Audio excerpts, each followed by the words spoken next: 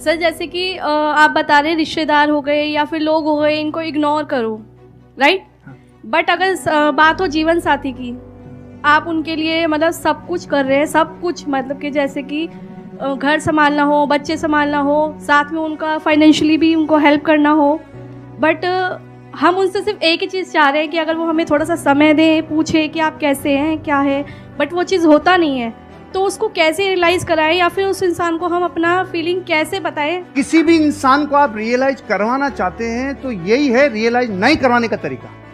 मत करवाइए, अपने हिस्से का काम करवाइए। डेरेन हार्डी से एक पति पत्नी तलाक की नौबत पे पहुंच गए। उन्होंने कहा कि देखो साहब, हमारी काउंसलिंग करा लो, आखिरी मौका है, हम फिर छूटने वाले हैं, अलग अलग होने वाले हैं। उन्होंने अलग अलग काउंसलिंग की और पूछा उनसे कि आपके जीवन में इस रिश्ते को निभाने के लिए आपका योगदान कितना % है।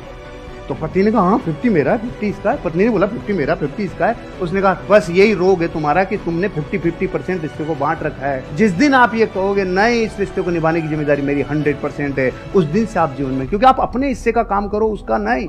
अब ये तो है जो फैक्ट है। अब बात करते हैं जो रास्ते में आने वाली घटनाएं जो अनिवार्य है।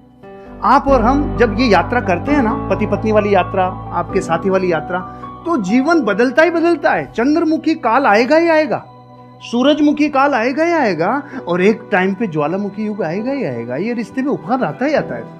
यहाँ पे देखो ना, आप शुरुआत में गाने कैसे होते, चोरी चोरी दिल तेरा चुराएंगे,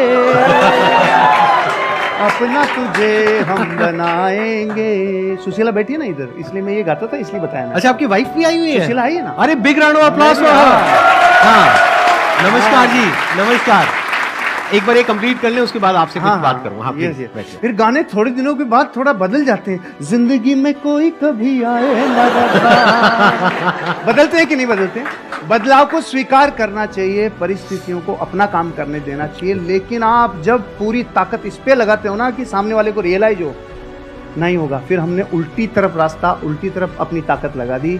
आप अपने हिस्से का काम करो, एक दिन उसको जरूर समझ में आएगा। अब एक स्पिरिचुअल आंसर भी है। आपको पता है इन रिश्तों में कौन आता है? जिसका पिछला कैरी फॉरवर्ड बाकी हो, पूरा बदला लेगा, पूरा वसूल करेगा जितना बाकी था ना। क्योंकि पिछले भाव में वो पत्नी थे, आप पति थे, तो जितना अब समझ लो आप, मतलब कैरी फॉरवर्ड रिश्तों में आते ही वो है। क्योंकि अब जमाना बदल गया, युद्धों का जमाना नहीं है भाई, अब जमाना बदल गया। तो यहाँ बेरी बन के कई बार रिश्तों में ही लोग आते हैं जो अनंत काल के लिए आए हैं। इसलिए एक ही रास्ता है, सबसे क्षमा, सबको क्षमा। यही है परस्पर उपग्रह जीवो नाम। थैंक यू जी, बहुत बढ़िया।